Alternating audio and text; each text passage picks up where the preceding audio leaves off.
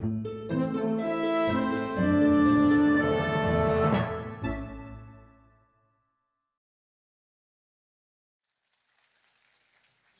ton truc. Bonjour, je vous vois quasiment pas en effet. Merci d'être là, merci beaucoup, ça fait vraiment plaisir. Je me présente, je m'appelle Clément et moi, mon truc, c'est la musique symphonique, j'adore ça. Donc on va parler de musique symphonique aujourd'hui. On va peut-être définir ce que c'est la musique symphonique pour commencer. Alors, rapidement, hein, c'est toute musique qui est jouée par un orchestre symphonique, ah oui, évidemment, c'est-à-dire un orchestre composé de toutes les familles d'instruments. Donc ça va des bois au cuivre, aux cordes frottées et puis des percussions. On peut ajouter une harpe, un piano, ça arrive. Voilà. Donc quand on dit musique symphonique, il est courant de se dire que c'est des vieilles musiques datées, les fameuses musiques classiques, mais pas seulement. Hein, les musiques symphoniques sont encore présentes beaucoup de nos jours, notamment dans les musiques de films. Et c'est surtout ce sujet qu'on va aborder aujourd'hui. Dans la musique de film, il y a un élément qui est très récurrent, c'est les thèmes musicaux. Est-ce que vous savez ce que c'est, les thèmes musicaux? Ouais, bon, en fait, je vous entends pas trop, donc je vais continuer. Il n'y a pas de souci. Les thèmes musicaux, en fait, c'est tout simplement des éléments ou des motifs musicaux qui sont récurrents dans un film ou n'importe quelle œuvre. Ça marche aussi pour les musiques de jeux vidéo, par exemple, même dans des opéras ou des choses comme ça. Et donc qui sont récurrents et qui sont vraiment attachés à un élément précis du film. C'est en général des personnages, mais ça peut être des lieux, même des idées, des choses comme ça. Et donc le sujet de ma présentation ici aujourd'hui va être les façons de faire varier un thème musical, alors principalement appliqué dans les films, au cinéma. Je vais peut-être avoir des trous pendant ma conférence, je suis vraiment désolé, j'ai ma petite anti-sèche qui est là. Alors, je disais qu'un thème musical, c'était quelque chose qui était récurrent. Alors, pourquoi on a besoin de réentendre plusieurs fois un thème musical dans un film? Parce que si on l'entendait qu'une fois, comment on pourrait le rattacher à un élément précis de l'histoire? On ne pourrait pas. Donc, évidemment, on l'entend au moins 2 fois. Alors, évidemment, en général, c'est plus que ça. Hein.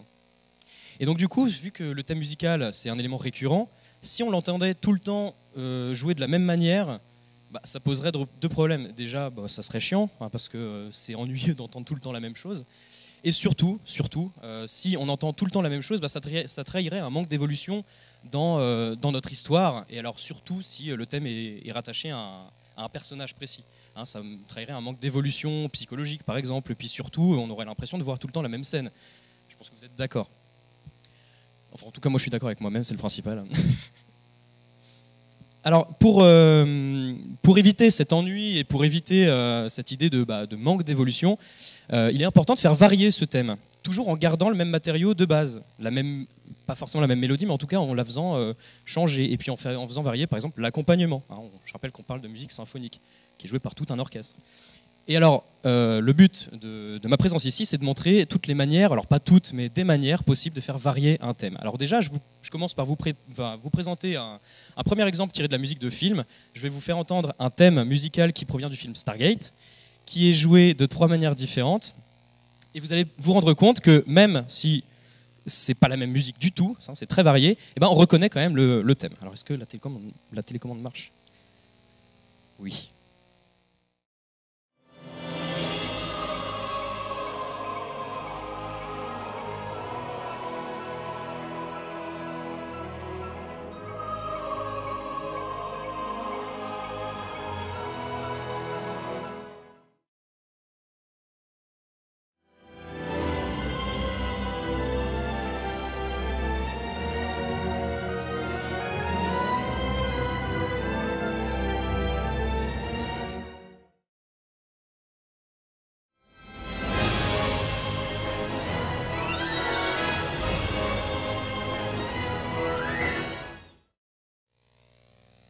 Voilà, vous avez, j'espère en tout cas, reconnu cette descente de notes, un petit peu toujours la même, mais avec parfois des échelles différentes, des variations. Alors je ne vais pas m'étendre vraiment sur ces exemples-là, c'était pour vous montrer qu'on pouvait faire varier un thème de façon assez radicale. Et donc aujourd'hui, notre but, ça va être de montrer toutes les manières possibles de faire varier un thème pour lui faire dire des choses différentes, pour le faire coller à telle ou telle scène qui n'ont pas la même ambiance, qui n'expriment pas du tout les mêmes émotions, etc. Alors la première manière qu'on a de faire varier un thème, je me suis trompé. Avant de parler de ça, je vous présente en fait le petit fil rouge qui va nous accompagner pendant toute cette conférence. C'est un thème que moi j'ai moi-même écrit et qui va nous permettre d'avoir un exemple qu'on va pouvoir triturer un peu dans tous les sens, modifier. Vous inquiétez pas, il est consentant. Hein. Et avec ça, on va voir un petit peu toutes les manières qu'on a de montrer des ambiances, donc, comme je le disais, différentes. Le thème, le voici. Je l'ai fait jouer dans un premier temps par des ondes sinusoïdales, donc les sons les plus neutres possibles pour pas qu'on soit influencé. D'accord ? Donc là, je vous propose d'entendre cette mélodie accompagnée de cette suite d'accords.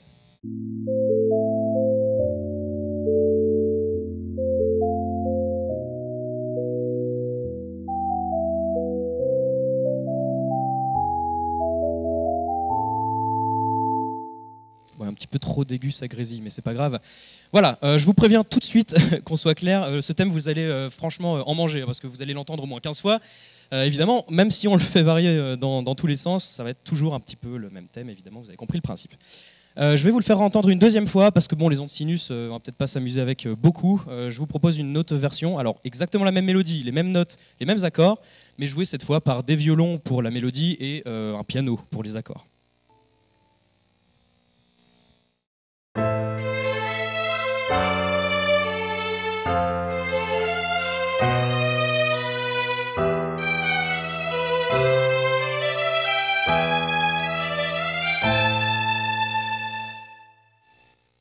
Vous n'êtes pas obligé de me dire que c'est très beau, que c'est magnifique. Hein. Alors, avant de faire varier ce thème, on va peut-être le caractériser un petit peu. Déjà, on peut remarquer qu'il y avait des... je vais essayer de revenir un petit peu en arrière. Ça marche ou pas? Voilà, parfait. On peut voir qu'il y a des accords qui ne sont pas dans notre tonalité, c'est-à-dire que c'est des accords d'emprunt à d'autres tonalités, et ils vont sonner un petit peu étranges par rapport à notre gamme, en fait, tout simplement. On les repère parce qu'ils contiennent des notes qui portent des altérations. C'est les petits signes, bémol, bon, il n'y a pas de bémol ici, c'est des dièses ou alors des bécarres. Ces accords, ils sont intéressants parce que du coup, ils permettent de colorer un peu le thème et le rendre un petit peu moins cucu. C'est le terme technique. Hein. Voilà, ça c'est intéressant. Et la deuxième chose, c'est que ce thème, à l'entendre simplement, sans orchestre, sans accompagnement, c'est juste une mélodie avec des accords en dessous, bêtement, on sent qu'il a quand même une idée d'héroïsme derrière. Moi, je le rattacherais quand même plutôt à un thème principal d'un film de science-fiction ou fantasy, ou le thème d'un personnage principal. Donc voilà, on a cette idée d'héroïsme rien qu'avec une mélodie et des accords, quoi, déjà. Et après, on va pouvoir s'amuser avec ça. Donc je reprends au moment où j'ai bugué. Je repasse encore une troisième fois du coup.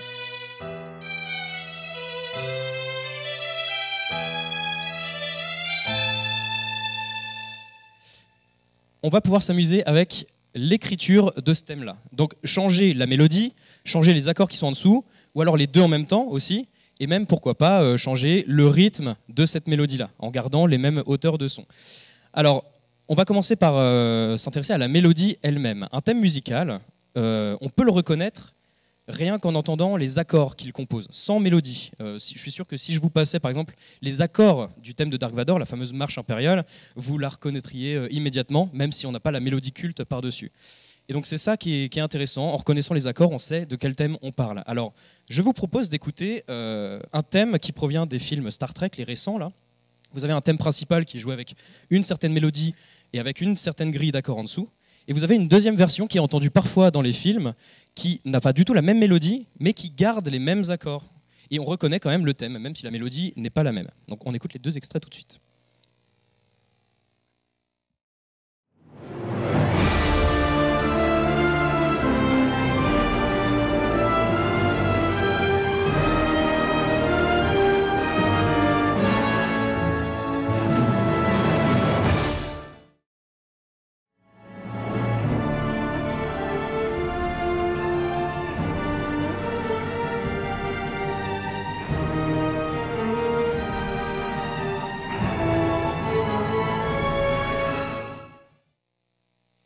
Voilà, alors bon, j'espère que vous avez reconnu un peu que c'est les mêmes accords, c'est la même couleur en fait. Hein. Et ben nous, on va essayer de reprendre notre thème fil rouge et d'appliquer ça. Donc vous avez encore, j'espère, en tête la mélodie que je vous ai fait entendre. Donc maintenant, on va passer la même chose avec une mélodie différente, mais les mêmes accords.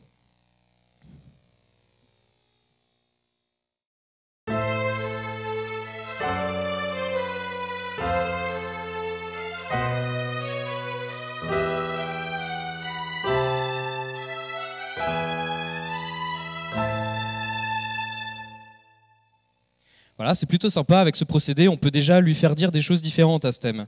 Donc c'est plutôt intéressant. Mais moi, ce qui m'intéresse encore un peu plus, c'est de faire varier l'harmonie, c'est-à-dire les accords qui constituent la structure du morceau et qui accompagnent cette mélodie.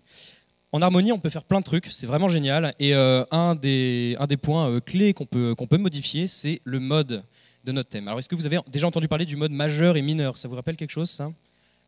Il y a des petits oui un peu timides, oui, mais c'est très bien. Mais je vais vous expliquer. Alors, je ne vais pas expliquer en théorie parce que bon, ça va être un petit peu lourd et pas très compréhensible, mais je vais vous faire entendre la différence entre ces modes-là. Et alors, encore une fois, je vais vous présenter des thèmes musicaux qui proviennent de films. Dans un premier temps, je vous propose un thème héroïque qui provient du film Godzilla. Un petit thème héroïque qu'on entend plusieurs fois. Une première fois dans un mode entièrement majeur.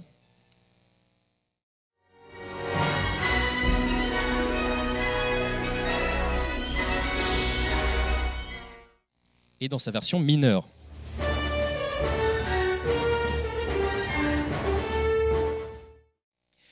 Avec ce thème, c'est pas mal parce que c'est vraiment un peu une descente de notes et on sent bien que la différence en fait repose sur la différence d'intervalle entre certaines notes. Voilà, donc j'espère que vous avez senti, mais je vous propose un deuxième exemple tiré d'un autre film, donc un autre thème. Cette fois, c'est tiré du film Dragon. Je vous propose un des thèmes principaux, déjà dans une version mineure.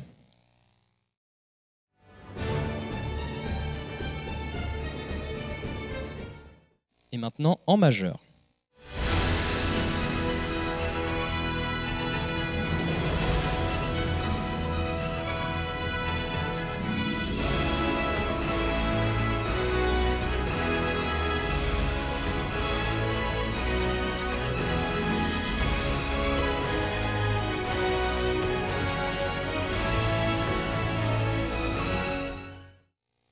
Je suis désolé d'avoir laissé l'extrait parce que le thème qui suit il était juste trop beau, donc je vous en fais profiter, voilà, c'est cadeau, c'est pour moi. Est-ce que vous avez senti la différence vraiment de mode, hein? On a quelque chose, on a deux ambiances qui sont vraiment contraires limite, hein. On a quelque chose de plus mélancolique ou plutôt dramatique. Dans le premier extrait sur Dragon, là, on sentait qu'on était dans une scène un peu de tension, alors que le mode majeur qui suivait, c'était un petit peu plus gai, plus heureux, quoi. Maintenant, je vous propose d'appliquer encore ce même principe à notre thème. Alors, notre thème, je vous rappelle, il était caractérisé par certains accords qui étaient un peu hors tonalité, des accords d'emprunt à d'autres tonalités. Ça lui donnait une harmonie un peu hybride. Bien que notre tonalité est en majeur dans le thème fil rouge, on a des ambiances un petit peu hybrides, avec des accords majeurs, mineurs, un petit peu mélangés. Là, ce que je vous propose, c'est de passer notre thème entièrement en mineur. C'est-à-dire qu'on va éviter les accords d'emprunt à d'autres tonalités. Donc on n'aura qu'une tonalité mineure, ça peut donner quelque chose comme ça.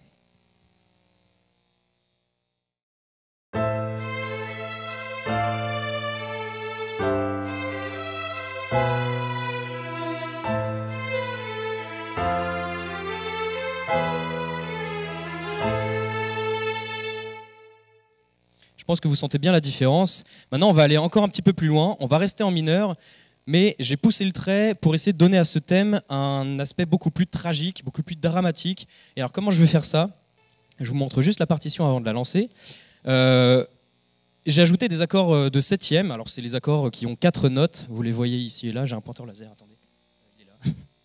Hop, ici et là. Ça, c'est des accords de septième. Et plus précisément, pour vraiment un aspect tragique, il y a un accord qui marche très bien. C'est l'accord de septième diminué qui est juste là. C'est un accord particulier parce que, déjà, il est super beau, hein, de base. Et surtout, il contient un intervalle qu'on appelle un intervalle de quinte diminuée ou de triton. Et c'est un intervalle très particulier, très dissonant. Il est d'ailleurs tellement dissonant qu'au Moyen-Âge, ils l'ont interdit parce que ça a été rattaché au diable.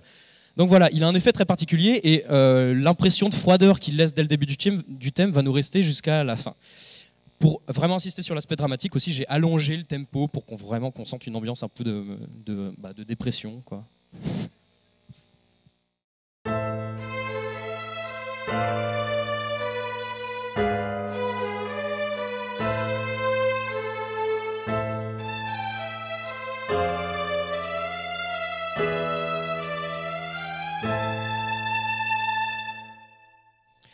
Avant de tous se suicider, on va peut-être passer à une version majeure.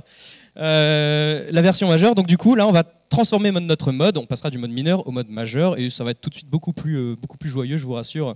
On écoute.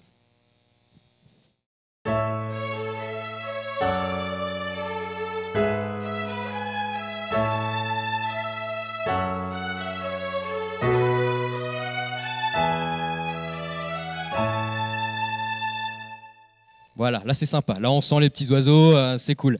Voilà, moi j'aime bien. C'est peut-être un petit peu vomitif tellement c'est bien d'ailleurs, mais bon, on va quand même passer. Tout ça pour vous dire en fait que rien qu'avec l'harmonie, on peut vraiment s'amuser, on peut faire des ambiances qui sont contraires, vraiment contraires. Et là, on peut avoir des ambiances qui sont vraiment différentes, exprimer des émotions différentes. Trou.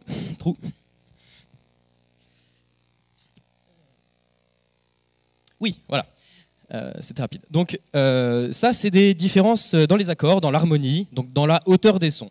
Mais la musique, c'est avant tout l'art d'agencer les sons selon différents paramètres, donc la hauteur des sons, grave ou aigu, mais aussi leur durée et leur espacement. Et la durée et l'espacement des notes, des sons, ça forme le rythme. Donc on peut modifier le rythme de la mélodie également, et on peut sentir déjà des différences de rendu. On écoute ce que ça peut donner.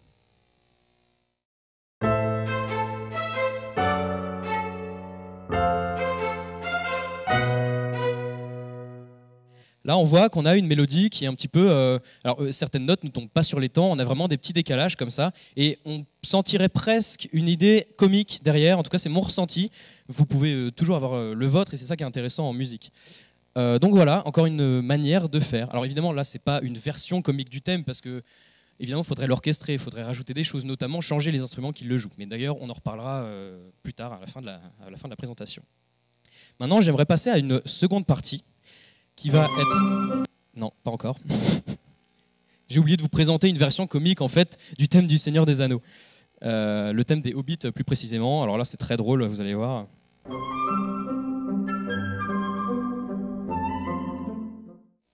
Bon, déjà on entend un petit basson derrière, alors ça c'est très très drôle, hein. Ça c'est un petit peu un gimmick dans la musique comique.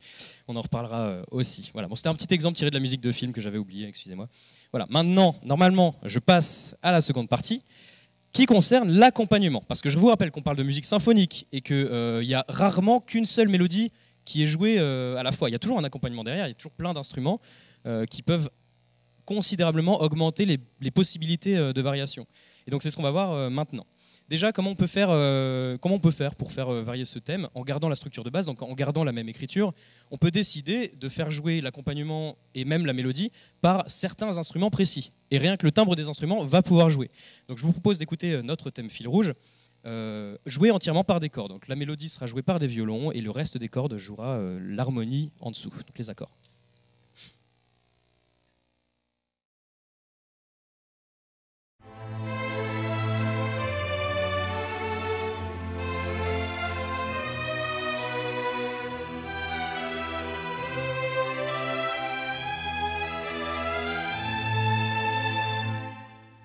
Petit à petit, on va découvrir, on va agrémenter un peu l'orchestration, ça va être plutôt intéressant. On est parti vraiment de mélodie, accord, et puis là, petit à petit, on construit vraiment un orchestre.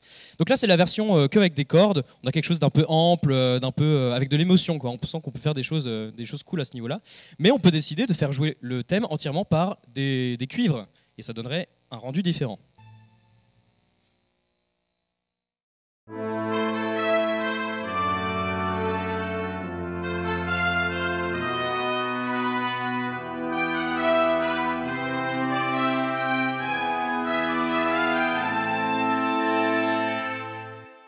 Là, on sent que c'est peut-être un petit peu plus déjà majestueux, et puis on sent que si on peut allonger le tempo, on peut même avoir quelque chose d'un peu solennel. C'est encore un peu différent.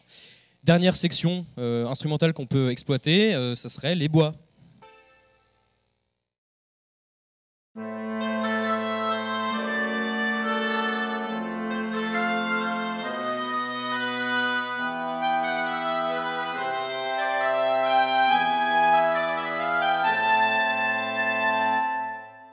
Là, on est sur quelque chose, une ambiance un petit peu plus légère, hein, parce que la sonorité des bois, elle est quand même plus douce. Voilà. Ça pourrait d'ailleurs coller à une version comique du thème. Mais dans un orchestre symphonique, dans une musique de film, il est très rare d'utiliser qu'une seule famille d'instruments pour jouer un thème. En général, on va préférer mélanger les timbres pour avoir des sonorités nouvelles et un petit peu plus originales. Par exemple, qu'est-ce qu'on pourrait faire? On pourrait choisir, contrairement à ce qu'on a fait depuis le début, de faire jouer une mélodie plutôt dans l'aigu et des accords en dessous, en termes de hauteur de son, on pourrait décider de faire l'inverse. On pourrait jouer la mélodie par des instruments graves et jouer les accords par des instruments aigus. Là, vous voyez, dans cette partition, on voit que les violoncelles, une clarinette basse et un basson jouent la mélodie, donc c'est des instruments qui enregistrent grave, alors que les accords seraient joués par les flûtes et les violons, par exemple, donc des instruments qui ont un registre aigu. Et qu'est-ce que ça donnerait ?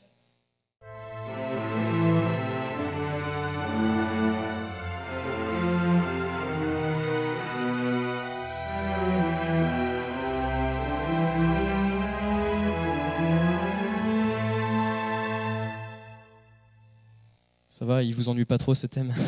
Ça commence à faire beaucoup, hein. C'est pas fini. Donc là, on a un rendu un petit peu plus chaleureux, je trouve, avec cette mélodie dans le grave.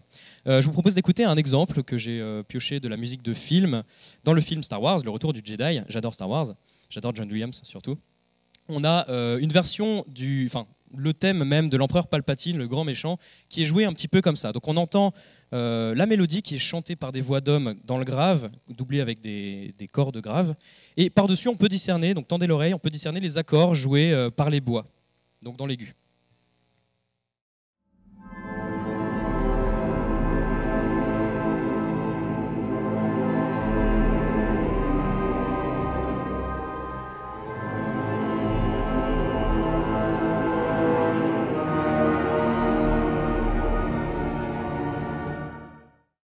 Mais c'est pas tout ce qu'on peut faire. On peut décider contrairement à ce qu'on a fait encore une fois depuis le début, où on ne faisait que plaquer les accords durant toute la durée de chaque mesure, donc on avait un rendu assez étiré, on peut décider de faire jouer ces accords autrement, en leur instaurant un rythme particulier. Donc par exemple, dans Star Wars, encore une fois, on a un exemple parfait, un des thèmes principaux qui est joué avec des cordes qui proposaient les accords de façon très hachée, en un rythme un peu martial, très puissant, avec des notes courtes et sèches. Donc, ça donne ce qui suit, voilà.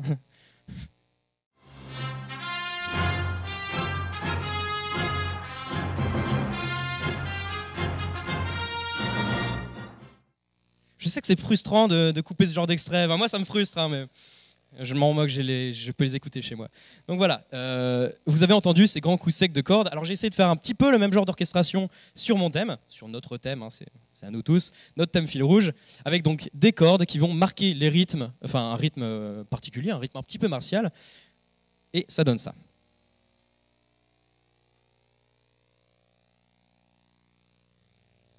Et ça donne ça.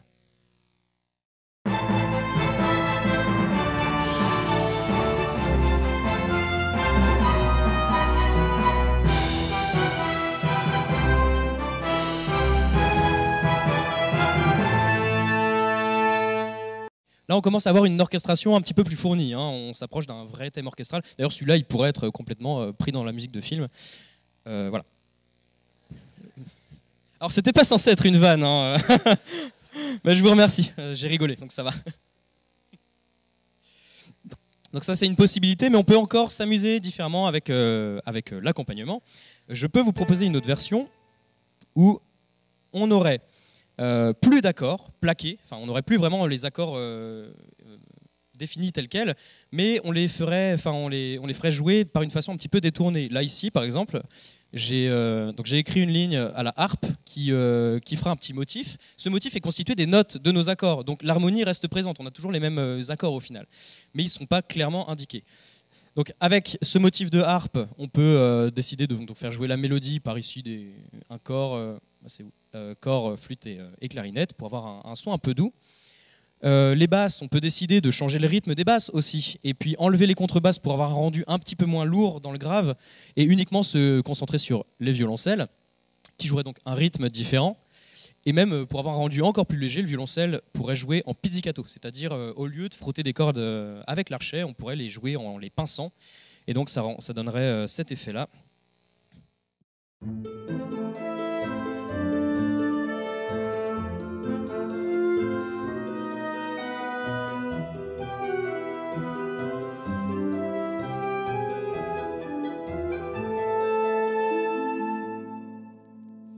Il y a aussi, donc j'ai fait doubler la harpe par un glockenspiel. On a une idée. Bon, déjà c'est un petit peu léger, c'est plutôt mignon. Et puis limite, on pourrait presque le coller à une ambiance un peu magique, mystérieuse, mais plutôt joyeuse. Donc voilà, un rendu complètement différent de la version précédente. Je pense que vous êtes d'accord. Dernier exemple d'accompagnement différent. Et après on passera à la dernière partie, donc c'est pas encore fini. Hein, tenez bon. une version différente. Alors, toujours pareil, on enlève nos accords écrits directement, et à la place, on peut décider de faire jouer une seconde mélodie sous la première.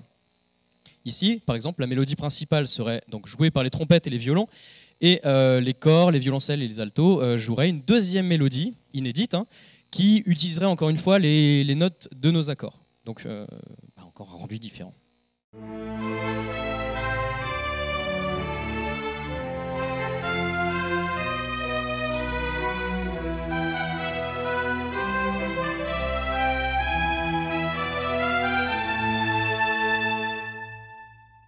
Et voilà, donc je ne vais pas vous embêter plus que ça avec les accompagnements parce qu'on a la partie combo qui arrive et c'est plus intéressant. Parce que je pourrais faire beaucoup plus de variations d'accompagnement en fait, parce que les possibilités sont clairement infinies avec tous les instruments qu'on a à notre disposition. Mais au final, le début de la conférence, je vous le dis tout de suite, il n'était pas vraiment intéressant.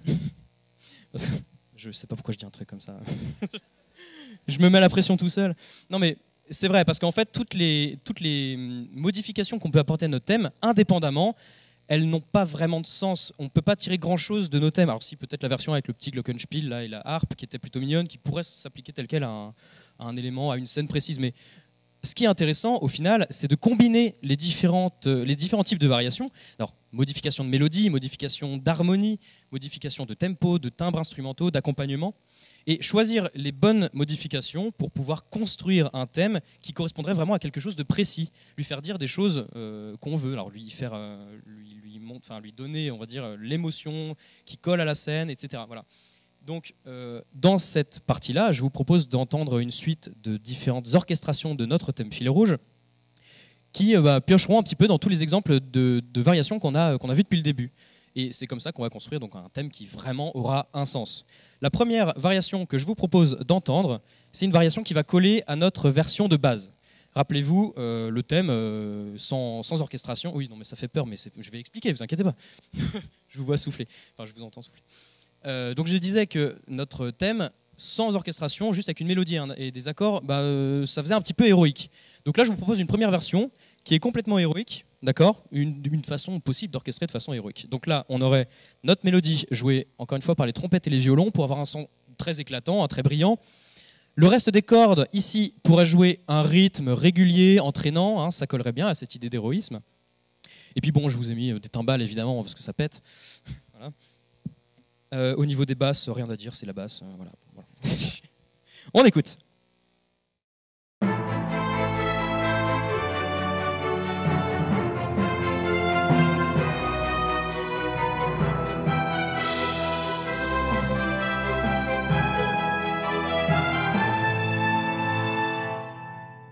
Mais si, ça pourrait être entendu dans un film, ça, non?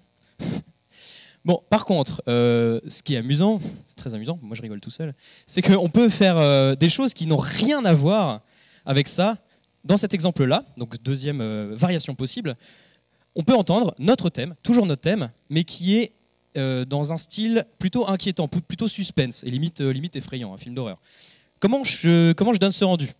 Alors moi j'ai choisi de faire jouer la mélodie dans le grave. Vous vous rappelez, dans l'accompagnement, on avait cette possibilité-là de faire jouer la mélodie dans le grave. Donc elle est là, par les violoncelles et les contrebasses. Bon, je les ai fait doubler par les violons, là, mais peu importe. C'est pas une vanne, hein, toujours. Et ici, par-dessus, j'ai décidé de faire jouer les violons, leur faire jouer des trémolos, donc faire trembler les notes en faisant des allers-retours avec l'archet, pour avoir rendu un peu de suspense. J'ai allongé le tempo, j'ai allongé aussi la mélodie elle-même, et donc ça donne un rendu plutôt inquiétant. Vous allez me confirmer ça tout de suite.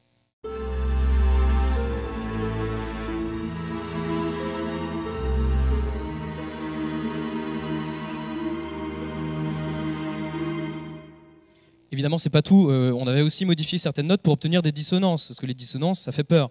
Et j'ai même ajouté une petite harpe là, parce qu'elle apporte un certain décalage qui va bien avec ce genre de musique. Donc vous voyez, deux ambiances qui n'ont rien à voir. Et on va en proposer une troisième, une version cette fois plus joyeuse, une version de romance un petit peu, une version les petits oiseaux encore une fois, lune de miel, etc. Donc en général, dans un film, c'est vrai qu'on aurait tendance à créer un thème spécifique pour la romance, pour l'histoire d'amour. Mais bon, ici, le but, c'est de se baser sur le même thème du début à la fin pour s'amuser avec lui. Bon, moi, en tout cas, je m'amuse, je ne sais pas vous. Donc, comment je donne cet effet de romance? Alors, il nous faut une ambiance un peu légère. On a déjà vu des façons de faire varier un thème comme ça.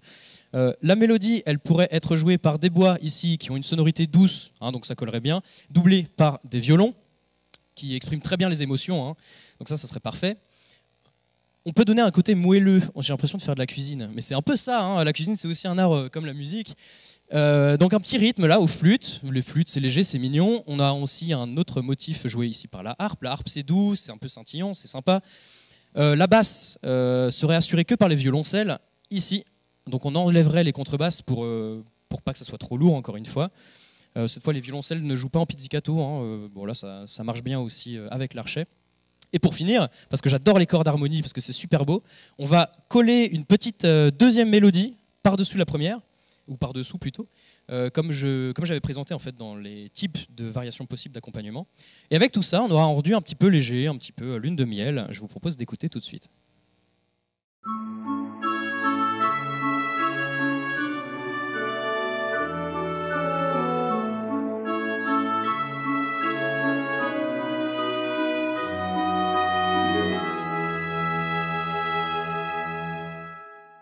Et bien entendu, vous l'avez sûrement noté, il y a aussi une différence d'harmonie, puisque là, j'ai choisi de faire ce thème dans un mode majeur, très joyeux, très gai. Voilà, une nouvelle version que je vous propose. On en parlait tout à l'heure, je vous propose d'écouter une version comique. Donc pour ce faire, j'ai décidé donc de choisir le même rythme de mélodie qu'on avait entendu au tout début dans la première partie, le rythme un petit peu décalé, vous vous rappelez ? Et cette fois, je l'ai orchestré de façon à rendre un rendu un peu drôle avec des bassons, parce que les bassons c'est rigolo. Ensuite, des pizzicatos joués par les cordes, violon et violoncelle. Les pizzicatos, c'est léger, c'est un son un petit peu qui colle bien avec cette ambiance, je trouve, vous allez me dire, on écoute ça.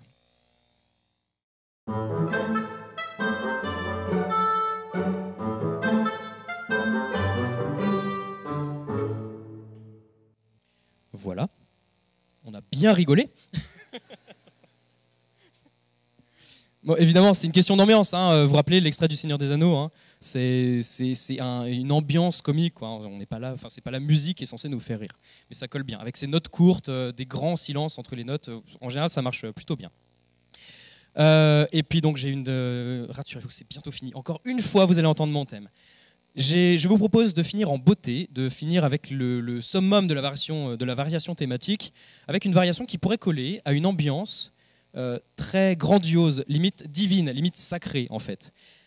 J'ai un exemple tiré de la musique de film, encore une fois dans Le Seigneur des Anneaux. Je vous propose d'écouter une des dernières scènes du film où on a le thème de la communauté de l'anneau qui est joué dans sa plus haute version d'enjeu en fait. Pourquoi ? Alors spoiler alert, c'est la bataille finale. J'espère que vous avez tous vu Le Seigneur des Anneaux, sinon il faut vite aller le voir.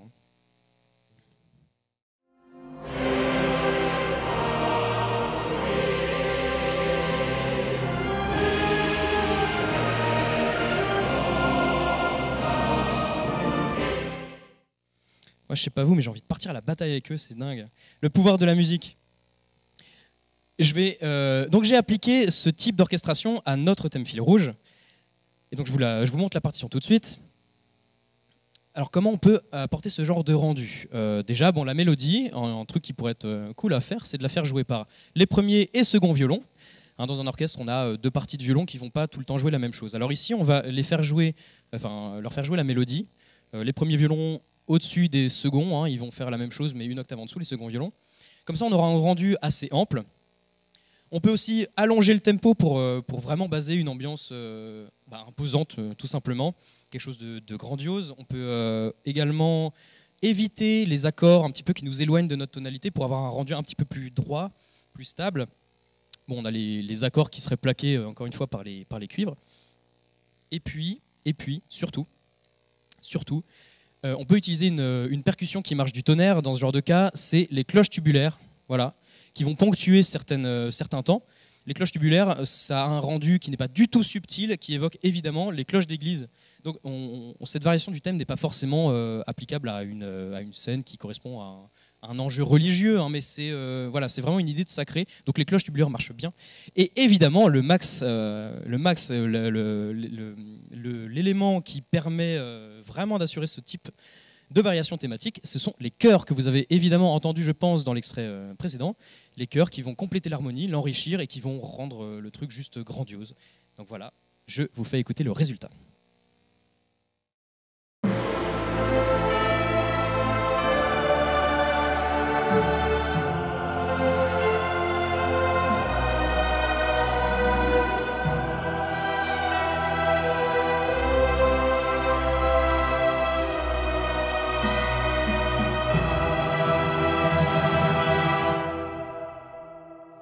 Yes, yes.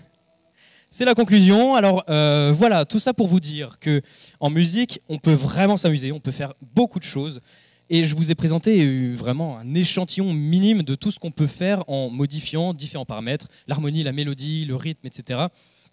Et je trouvais ça intéressant de vous proposer tout ça. Alors évidemment, ce que je vous ai montré, c'était des types d'orchestration vraiment pas subtils, vraiment clichés. En général, on aurait des choses voilà, beaucoup plus subtiles selon les scènes qu'on met en musique. Mais ça me semblait intéressant parce que voilà, moi, je trouve ça intéressant. Pour terminer, j'aimerais vous encourager à faire un petit truc. Ça me ferait plaisir que vous essayiez la prochaine fois que vous allez au ciné ou que vous regardez un DVD ou une cassette vidéo, j'en sais rien, que vous essayez de reconnaître les thèmes musicaux ou au moins un thème musical qui peut apparaître dans le film.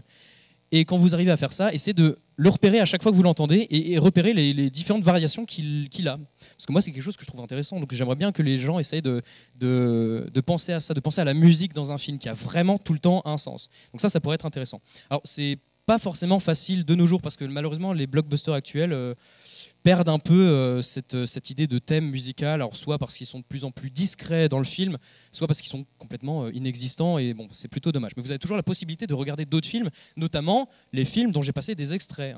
Vraiment, vous avez plein de thèmes très variés dedans. Le Seigneur des Anneaux, alors là c'est l'exemple numéro 1, dans Le Seigneur des Anneaux, vous avez plein de thèmes, et alors vous les entendez tout le temps, si vous prêtez un peu l'oreille. Vous aviez quoi, Stargate qui a un thème culte, mémorable, qui est entendu plein de fois dans le film et qui est varié très souvent, tout le temps. Dans Dragon, on ne penserait pas, mais dans ce film-là, il y a énormément de thèmes, j'en suis surpris encore aujourd'hui. Enfin voilà, ce genre d'exemple, écoutez-les, écoutez du John Williams, écoutez du Danny Elfman, dans ce genre de film, vous avez franchement une richesse thématique incroyable. Donc essayez de penser à moi la prochaine fois que vous allez au cinéma, voilà, ça me ferait plaisir. J'ai terminé, je vous remercie beaucoup de votre attention. J'ai une petite slide, merci. Voilà. Merci de votre attention, merci de m'avoir écouté, j'espère sincèrement que ça vous a plu.